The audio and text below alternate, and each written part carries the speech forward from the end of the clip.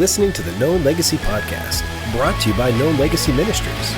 For more information, go to knownlegacy.org. Now here's your hosts, Bill and Travis.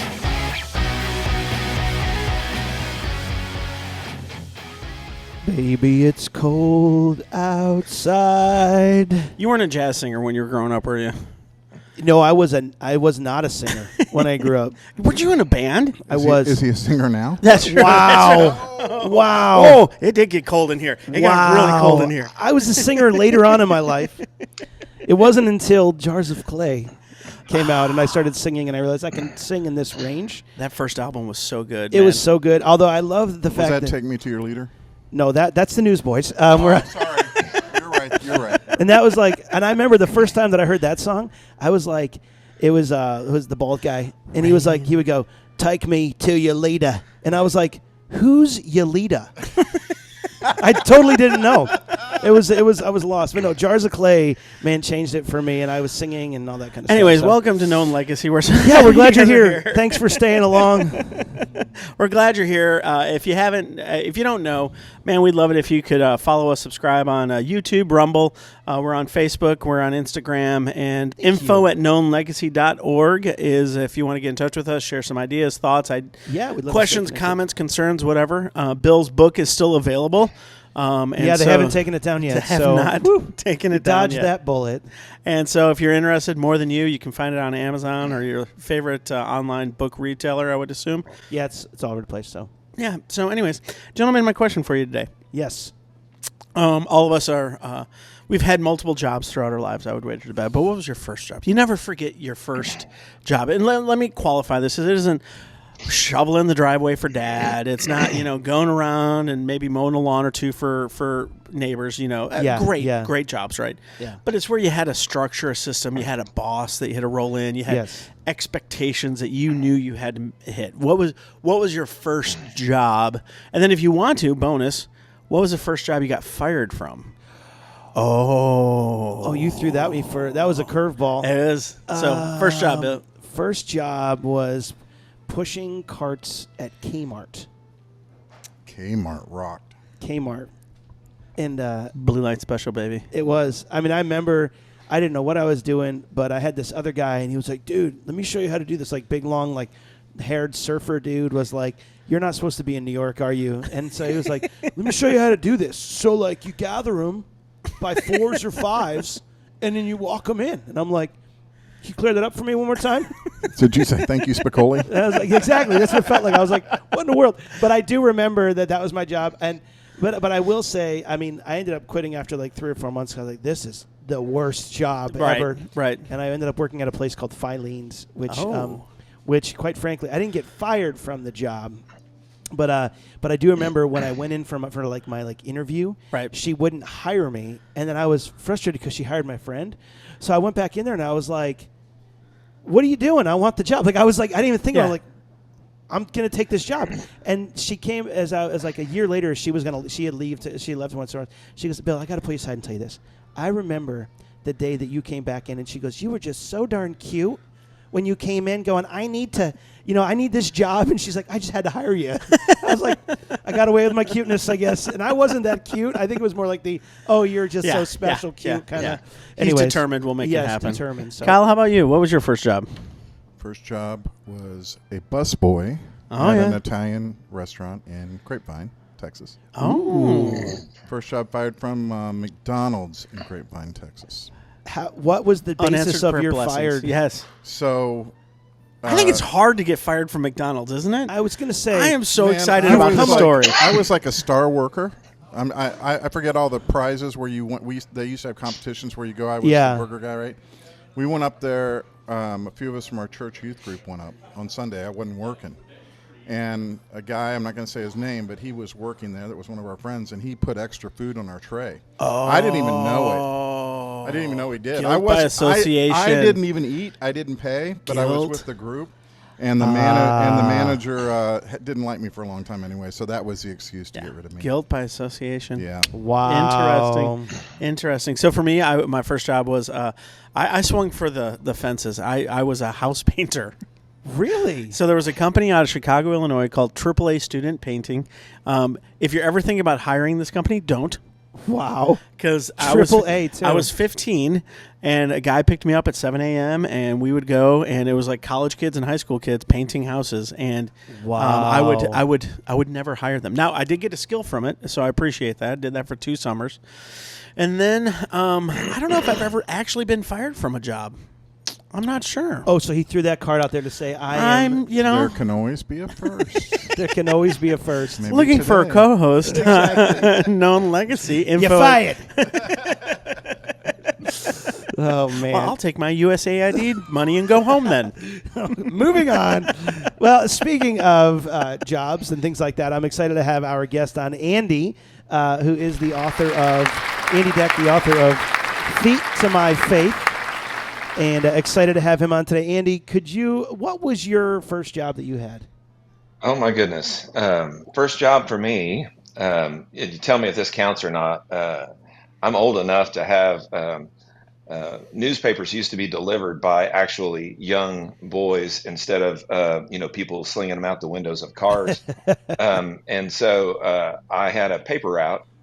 And so as a 7th, 8th grader, something like that, 13, 14 years old, getting up at 5 o'clock in the morning, setting your own alarm, getting up, having folding the papers, getting out there in all kinds of weather and delivering them. So that was the first job, if that one counts. Yes, it absolutely counts. Yes, it does. Okay. I graduated from that to a grocery store where I sacked groceries. That lasted about a month or 2 before I hit the exit button myself. I did have a stint at McDonald's. I put insulation in homes. I've done a whole variety of things. Yeah. Oh yeah. Having not gotten fired from any of them. That's why we have him on today. How'd you do it? No, we are excited to have you on today. And the reason we have you on again, Andy wrote a book, Feet to My Faith. Yep. And the basis is how to live out your faith in your job, in your secular job. And so I was able to read the book. I love the book, and man, I wanted to get you on. And so, Andy, can you share a little bit about your story? I mean, just share some about you, and then kind of your desire as to why you wanted to write the book. Sure. I appreciate that. Yeah. Well, I grew up in Bartlesville, Oklahoma, and I went to church a little bit as a kid, but with the family, we went to a Methodist church there. But it was not, an active part of our life. It was just kind of a checkbox, more of a checkbox kind of a thing. My parents went through separation and divorce. I was kind of a rebellious teenager. And so I kind of wandered through high school and college, not really understanding or knowing what it meant to truly have a transformational relationship with Jesus. And so it was actually at a summer job between my junior and senior year in college is when a couple of guys at that job, an engineering tech named John and an accountant named Jim, that used to get together and have lunch once in a while. They went to the same church, and they invited this little college student to come in and sit with them. And the Lord just kind of prepared my heart in such a way that I was curious, asking questions. And so in that summer of 1983, I came to understand what it meant to truly place your faith and trust and have a personal relationship with Jesus. So that happened, I guess, growing up in Oklahoma. That's kind of late in life, if you're 21 before you come to faith in Christ. And so the book itself, the idea of as I stepped into my working career, I was also kind of new at that. So I started my spiritual journey, if you will, and my professional journey about the same time when I was around 21 years old. And so I was fumbling my way through both of them, honestly, and I've done it very imperfectly over the years. But I certainly, being an engineer in training, I needed to understand why. And if you're going to do something and if you believe it's important, then you kind of jump in with both feet. And so I felt like if you're going to church on Sunday, the pastor is encouraging you and teaching you things about what it means, what the Bible is saying. This is what it means to be a disciple of Jesus. How do you make that work the rest of the week? Right. And so, Right. I've imperfectly tried to do that over the time. And really, this book is just a collection of stories, some good and some bad, of me just trying to do that through my work over my career.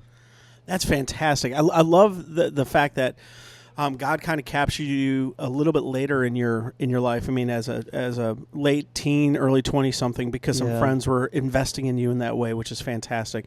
What have you found as the difficult challenge of integrating faith into a secular workplace? Because I know a lot of guys that are working, they kind of look at church workers and like, you guys got it so easy because you can just do faith all the time.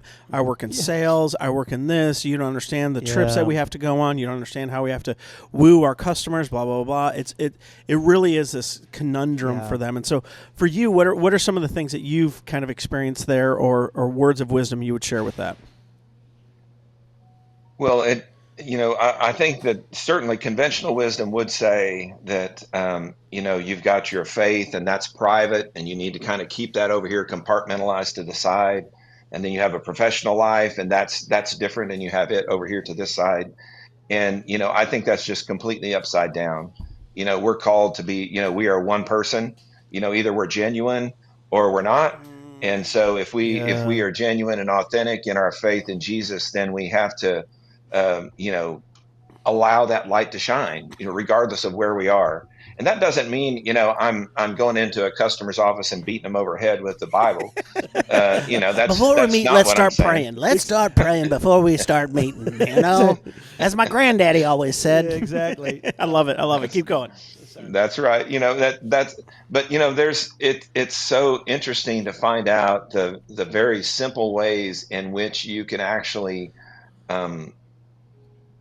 care for somebody, that you can show interest in them, that you can love them in the way that Jesus would have loved them, and it be very appropriate. It's not offensive whatsoever, and so I think it's that intentionality. It's setting your mind that this is who I am, and I'm going to be genuine. I'm going to do it in an appropriate way, but I'm going to be genuine, and I'm not going to hide the fact that I love Jesus and he changed my life.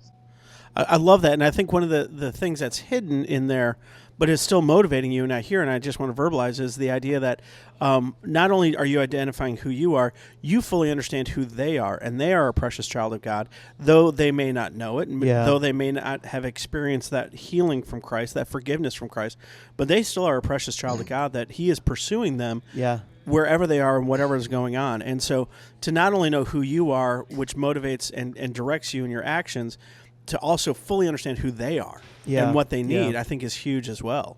Yeah, no, I love, and as you as I read through it, there were a couple big key moments. But share a little bit about your story a little bit, because I know that there was a moment when you started a study, or you continued the study from someone else. Can you share a little bit about that? I don't want to take all the thunder out, but I kind of want to hear some of that story of how that got started. Yeah, one of the things that I felt was important was the idea of finding an appropriate way. There's a desire people had of understanding a little bit more about the Bible and how it might apply at work. And so I was challenged with, how do I go about, do I do this subversively? Do I kind of, go underground church at the office somehow? And is that the way to go? And I heard I was listening to an interview on Christian radio at the time, and the speaker was talking about his own personal experience, and basically he said, the appropriate way to honor, your leadership that you have at your job would be to be completely open with them about that. Be bold and be completely open with them. So I went into my boss at the time, and there were some details and some circumstances that made this conversation relatively difficult, right? Because it made me personal choices in his life, right? Yeah. But I walked into him and I said, here's what I would like to do. I would like to, meet once a week and have Bible study at lunchtime. I'd like to use a conference room here in the company's offices, and I'd like to use email just to send out, reminders to people about the meeting. And he said, I think that's a fabulous idea. And so, lesson number one, that Satan will tend to create obstacles and make them bigger in your mind than they actually are, right? And so, and lesson number 2, I mean, now, if I'm representing the light, if I'm trying to be a light, it makes no sense that I would actually hide that and try and do that, in America, just because maybe I'm fearful of and I'm not saying there aren't, in some jobs and with some companies, there may be consequences to something like that. But again, I asked very appropriately. I asked for permission. He said it. He checked with HR. They said, "Hey, as long as you're not sending out emails to all employees, I mean, if you're just reminding people that are aware of this and have expressed an interest in being a part of this, we have no problem with that." And so, we did that. We started meeting on a weekly basis, and a very kind of a simple, more like a guided discussion through a passage of scripture, and it was.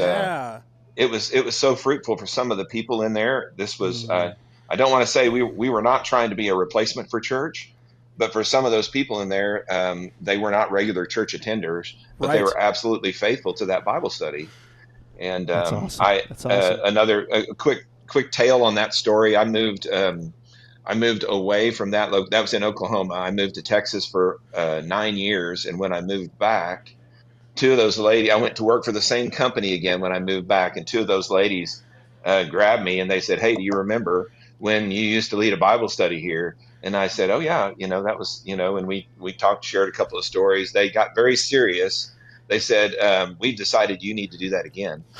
And so it wasn't a question; it was a statement. So it's like, okay, I guess I'm doing that again. I mean, I can't tell you how many times the Holy Spirit's voice sounds a lot like a woman's voice. It's amazing how many times. A lot of times it sounds like my wife. Yes, actually, it does. Ironically, it does. Ironically, it sounds just like my wife. I love it. It brings up a couple of thoughts because you talked about the enemy speaking. What are some other fears or roadblocks that would stop people from taking that step of faith to go, I think God wants me to live out my faith, but I'm afraid? What are some roadblocks that you've seen, some fears that you're like, these are good to address for people who are struggling with living out their faith at their work? It's a great question.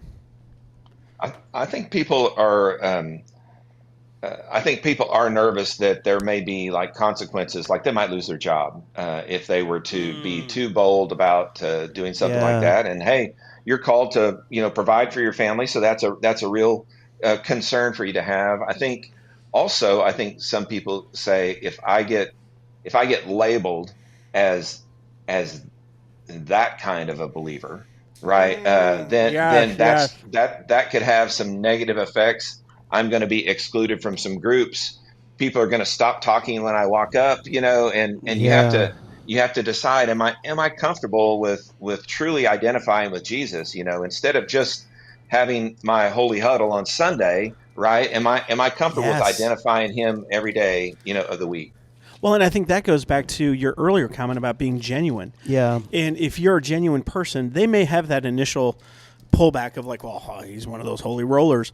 But if they know who you really are, your struggles, your successes, your failures, your forgiveness moments, they will be endeared, I think, by that. And one of the things that I've noticed with the things that you've been talking about is you've gone through this with a servant posture. You have not gone through this with an entitlement posture.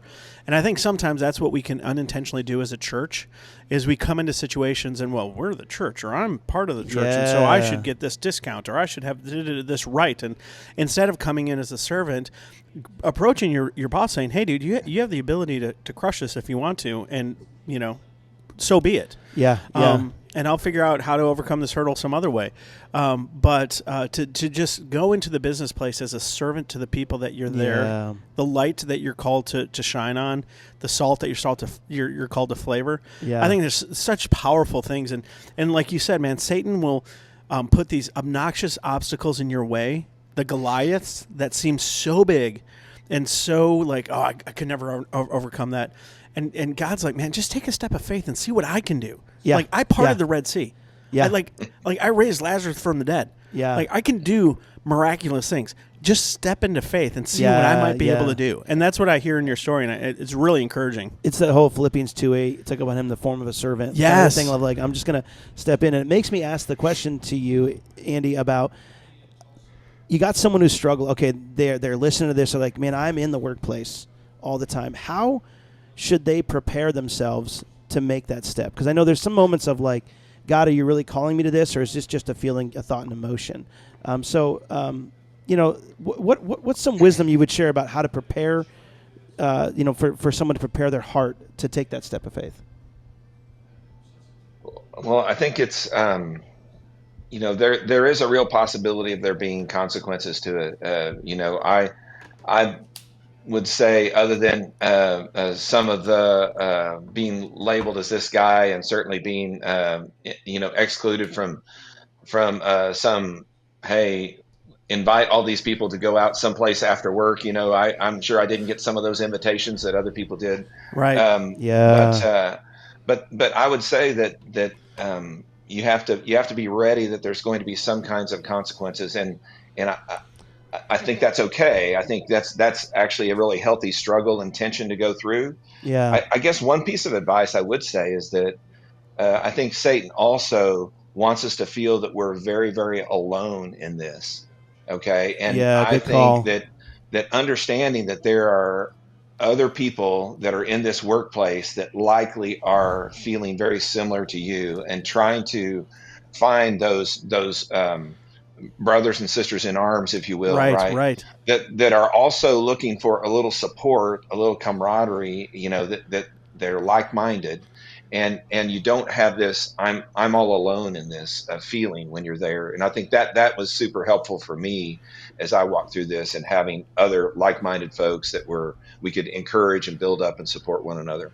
Well, and I think one of the things that, there's two different types of people that you're mentioning. One is the guy who's willing to step into the breach and provide a space for others to feel the confidence and the boldness to follow. Yeah. And then there's others that may not have that breaching ability, but need to be the first ones to adopt. Need to be the first ones like, oh, that dude's going. And yeah, he may have a different denomination than me, but the gospel is the gospel. And so I'm going to step in, and I'm going to be his first follower. I'm going to be his faithful guy that if no one else, or gal, if no one else shows up at that lunch, I'm going to be there every single time, because I want to support him, because he was, or she was, bold enough to step into that breach. You talked about not getting invited to some of those things. Satan is a clever little bugger, and sometimes, that's a nice way to put it, he will invite you to those things where it now becomes a issue of the conscience, or corruption. I'm thinking about some of the guys that do a lot of sales stuff, and sales is taking guys out afterwards, going to the strip clubs, buying a lot of drinks. Not all sales. No, that's not in all industries. It's a reality. But that is a reality, and I can see where that becomes a tension. As you're growing in your faith, all of a sudden you're realizing that there may be expectations for your vocation that are actually corrupting you rather than building you. And so what advice would you have a guy that maybe is finding himself in that situation of like, man, I know the expectations, and I know this is who I used to be. I no longer want to be that guy. How do they navigate that new season, that new step forward on that? Yeah, that's a good question. I don't want to minimize that. I don't want to make it sound like it's easy. The struggle is real on something like that. I can remember specifically one instance. A couple of vendors came to the office to take me out to lunch, and we head out to their car. It's just the three of us, and they're like, they say, hey, let's go to Hooters. It's like, hang on. I said, that's, I'm not okay with going to Hooters for lunch. So let's, pick someplace else. And so this is a scenario of me, right? As the potential customer, they're the vendor. That's easy. That's a pretty easy one for me to control, right? I know. If you're in the sales role, and you have a customer, and like they want you to take them to a place like that, right? That's I would just suggest that you need to be prepared, do the work to come up with alternates that are not in that. Don't get caught in the moment unprepared. Right? Know and understand. Know that that's going to happen, and have options. Have other things. I mean, that you're going to describe. I think it's also pretty easy as you're getting to know somebody, and even a sales relationship. it's pretty easy to, what do they teach in sales? You want to talk about people's hobbies, talk about their family, right? All those kinds of things to get to know them, to develop this relationship. Yeah. It's, it's going to be fairly, you should also be reflecting that and sharing what's important to you, right? And it's going to have family, it's going to have church, it's going to have ministry, though not bragging, right? You're just talking about life. I coach my kids, sports team. Right. On Wednesday night we've got this meeting at, over here. We have this small group that meets at our house, or, people get the message, right? They're not, very few people are actually going to, as they get to know who you are going to say, I want to really see him squirm, and I'm going to try and put him in this position where, most people are not going to do that, right? But I think there is some, you can help yourself out by preparing and anticipating some of those attacks that that are going to come, and just be ready for them. That's a good word. I love that. And sometimes, and I don't mean to be picking on the sales guys, I just think that's such a unique challenge, because part of sales is to be a chameleon too, where you're feeding off the person you're trying to connect with. But it goes back to what you said earlier: be genuine. Yeah. And for some guys, it's working through those situations to come up with alternatives that would be meaningful to the customer. But it's also, being genuine with who you are and the values that you actually do have, and not hide those under a bushel, but to, just let them shine, and they'll do what they're supposed to do. You don't have to over champion them. You don't have to become dogmatic about it, but, you can just be genuine who you are. I do believe in the doctrine of suffering. Like, if we're suffering, it's like, God's probably in it. If you're not, then I would wonder, like, okay, where's God in this? So some of this is that but in the midst of that suffering, I also believe that we're not going to trade down with God. Like, it may get hard, but at the end result, even with Job, it was like he didn't trade down at the end of the story. Right. And so even if that at the end is, well done, my good and faithful servant, I mean, you didn't trade down. You know what I'm saying? So I think there's some encouragement in that, but it makes me think about this as we talk about it. For the guy who, let's say, just like you, hey, I came to know the Lord, but let's say you get a guy who's 45 years old who's been in this, and he is, which is not old at all anymore, just to base that, okay? 50, 60 is pretty young now at this point in my journey. I appreciate that comment. Good. Thank you very much. Thank you. Want to throw that little nugget of truth out there too. But so you have these guys who all of a sudden, boom, they come to know the Lord way later in their life. For that guy who has consistently messed up, Andy, speak into that heart of a guy that goes, I've done this journey for 20 years and it's not been good, but I want to make a change. Right. What encouragement or, I guess I'd say boldness for them that you would encourage them to do now at this point to start to live out their faith? Yeah. Yeah, I think, a person that comes to faith later in life, like you described, and even myself, at 20, 21 years old, I can look back over that, and I have numerous regrets, right, of things that transpired before that. I even have some regrets afterwards, right? Yeah. But I think the one thing that does provide an advantage to me over someone who basically was had a different story and came to faith much earlier, is that I do have an understanding, maybe to a little greater degree, as far as how an unredeemed mind works, an unredeemed adult mind works, right? Yes. And I can identify with that person out there. And so if you're a person who's come to faith later in life and maybe is really even struggling with how can God forgive me for all of what has happened in the past, understand that you, having gone through that experience and now experience the grace and redemption that he offers through Christ, you are equipped uniquely in a way to be able to reach folks that are struggling right now as adults out there, that's somebody who has always been in church their entire life and is, they cannot relate to somebody and the struggles and the things that many people go through today. So in a way, it's a blessing. In a way, God has even worked those things together for good, right? And for the benefit of those around you, if you view it the right way. I love it. And I would say don't let shame or guilt become an anchor. Like God has forgiven you of that. God has redeemed you from that. As far as the east is from the west, he's removed that stuff from you. And so don't allow those mistakes, those guilt, that shame to become an anchor and an excuse that Satan uses to keep you on the sideline. You can, with boldness, like Peter. And with Paul, I mean, Paul was the murderer of the early church, and now he's the guy that's like the deepest theologian out there. And he didn't hide it. He didn't make excuses. He goes, you guys knew me. I was the one that was doing this stuff. Like, I am nothing but dirt. I am the garbage. And so to have that and allow God to redeem that for the story, I think is huge. It's absolutely huge. I love it. Andy, this has been good. Very good, Andy. Thank you. Before we jump into our last part, any final thoughts or encouragement you have? Because there's some other great stories. You need to read his book because, man, there's some stuff that happens in Oklahoma City at specific times that blew my mind. When I read it, I'm like, are you serious? And so I'm not going to give it away. You got to read the book to check it out, unless Andy wants to put that spoiler. And we'll put the book link to the book in the show notes and stuff like that. And so one more time, what's the name of the book? Feet to My Faith. Feet to My Faith. Find it on Amazon, I'm assuming. Yes. I can hear from this conversation, it is a book worth reading. It is. Sure. If you are in the secular, if you're in any environment, but if you're in the secular, it is a great book to go, what do I do with this? And a lot of it's stories that kind of come alongside and go, man, I could see where this fits into my journey. Right. So I think it's great. But any last thoughts on that before we jump into the next section? Yeah, I would say at the heart of the book, I'm not trying to draw attention to me. I'm certainly no.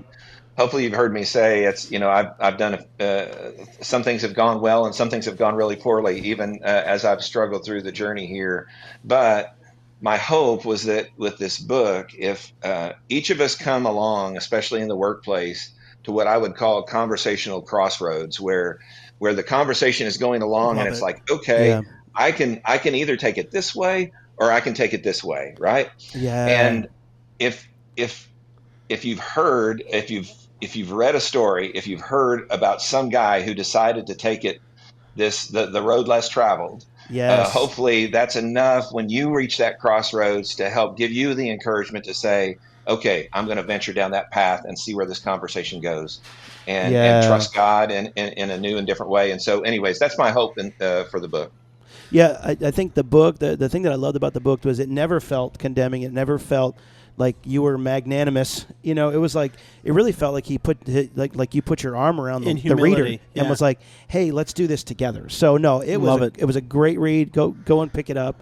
Any last thoughts? No, man, fantastic conversation. Thank you for being a guy in the breach and for being a trailblazer for sure on the road less traveled. I appreciate that immensely. It is good. I like that you said that because there are guys, God's calling us out to step out and do this.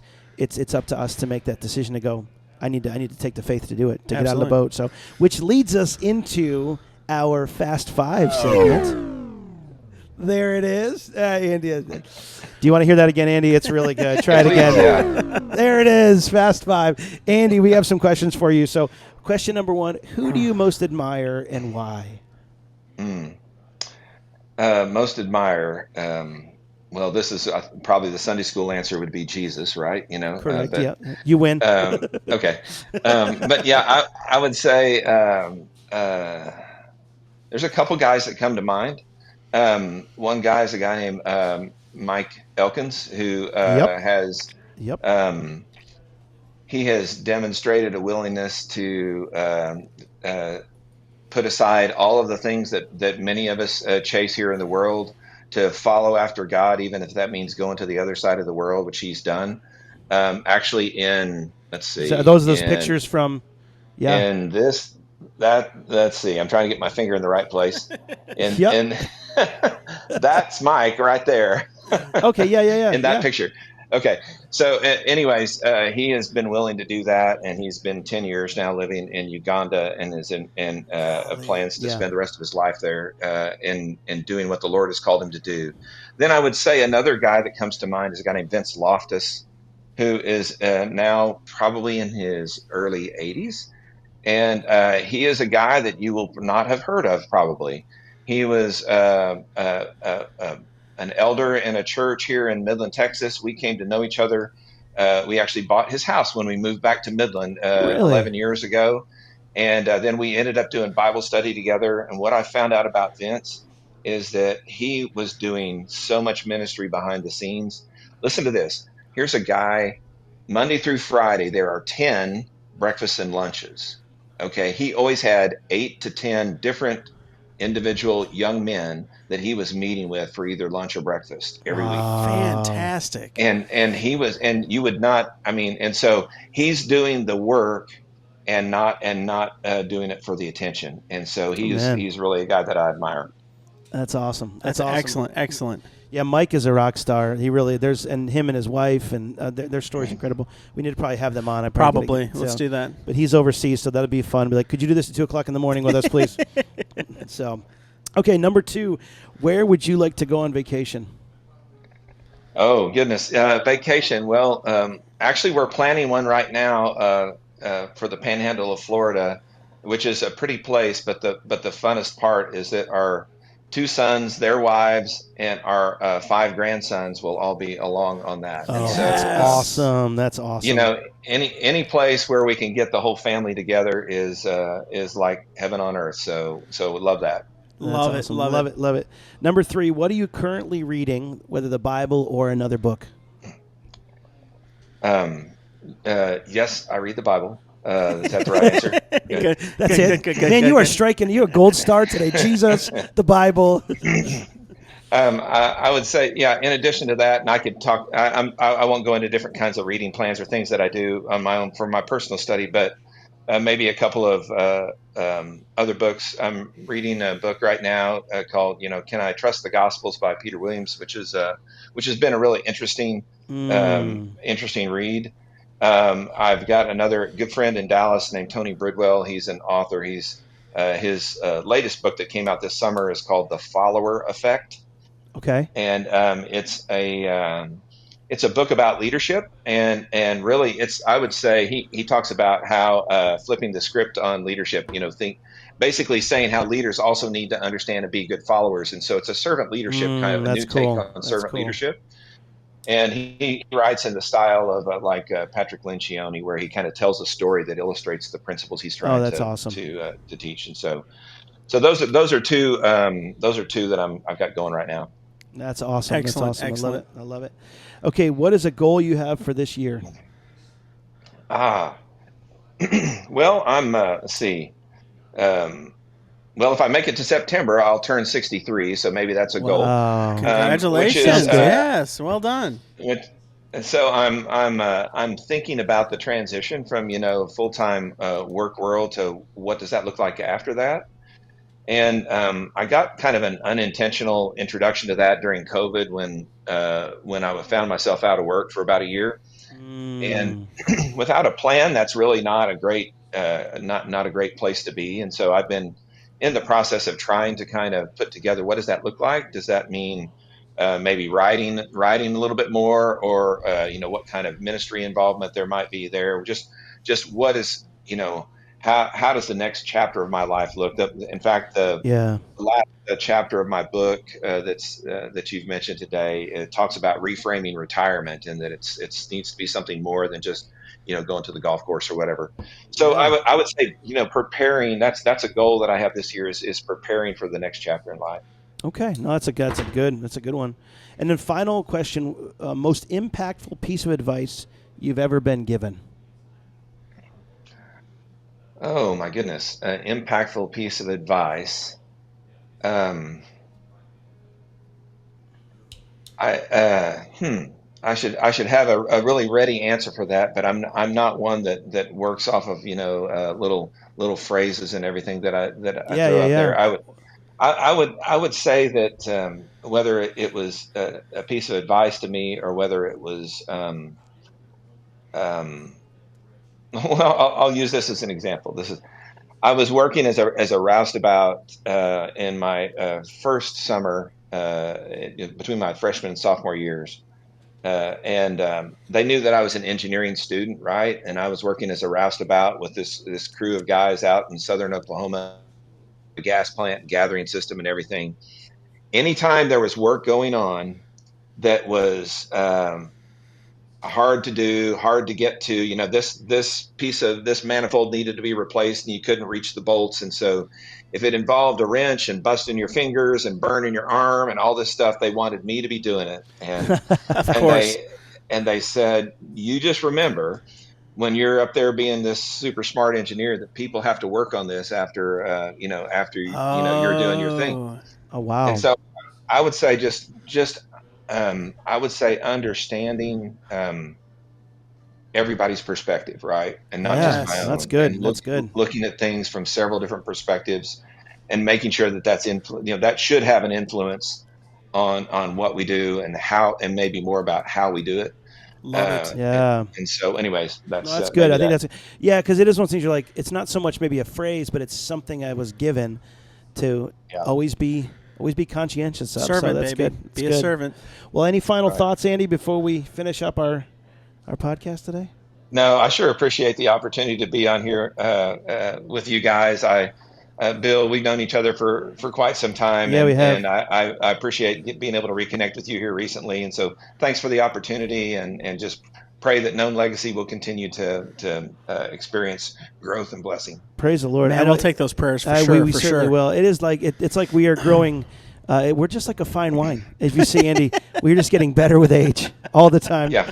So, although my wine skins are bursting at this point, so I need to focus on not being so heavy. Andy, thank you so much for being on today. We are so grateful to have you guys. Well done. Thank you guys so much for listening today. I mean, if you want to support Known Legacy, you can go to knownlegacy.org and continue to support the ongoing ministry that we have going on. We got a lot more coming up this year, impacting churches and families and men and pastors. We have a lot more with that. So, guys, be on the lookout for that. Thank you so much, Andy. Thank you so much, Travis and Kyle. Any final thoughts, man? Travis? If you Bill's one heck of a great speaker, and so if you have a men's ministry or a men's retreat and you want to get Bill out there to speak to it, I know he'd love to do that. So think about that as well. Info at Known Legacy, as always. You can make requests, comments, concerns, whatever else. Thank you so much for all that. Absolutely, bud. You're good. As are you. Oh, thank you. Thank you. But stay connected with us, guys. Sign up to our email list, knownlegacy.org. We'd love to stay connected. Other than that, you guys have an awesome week. God bless. Thanks for listening to the Known Legacy Podcast. We'd love to hear from you, so email us your questions or comments to info@knownlegacy.org.